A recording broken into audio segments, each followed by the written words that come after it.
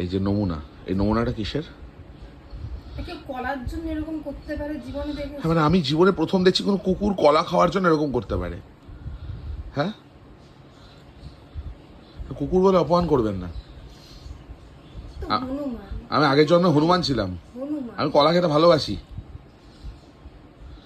কিরকম ভাবে কলার খায়, এরকম ভাবে এসে বসে পেঙ্গুইনের মতো মুখ টুক লাগিয়ে দেয় গায়ের মধ্যে। প্লিজ একটু কলা দাও, প্লিজ একটু কলা দাও।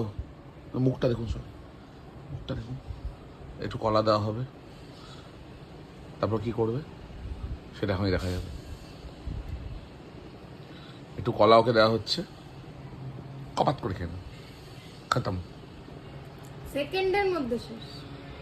এইভাবে সকাল থেকে আমার থেকে 2টো কলার ভাগ নিয়েছে, আর নেই, ওর মার থেকে নিল। সিঙ্গাপুরি হোক কাঁঠালি হোক আমার কোনো বাজবিচার নেই, বাপের থেকে সিঙ্গাপুরি কলার ভাগ নেব, মার থেকে কাঁঠালি কলার ভাগ নেব। হাত খুঁজে দেখছে হাতের মধ্যে কিছু লেগে আছে কিনা। ভগবান, এ কি প্রাণী!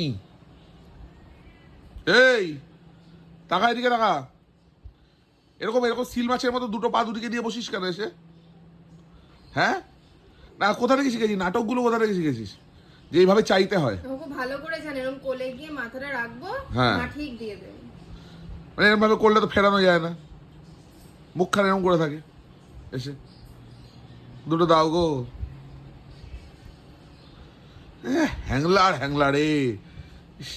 ব্যাস, হাত টানছে, এবার হাত টানছে, হাত টানছে। আরো কলা নিয়ে এসো, আমাকে আরো 2টো কলা দাও।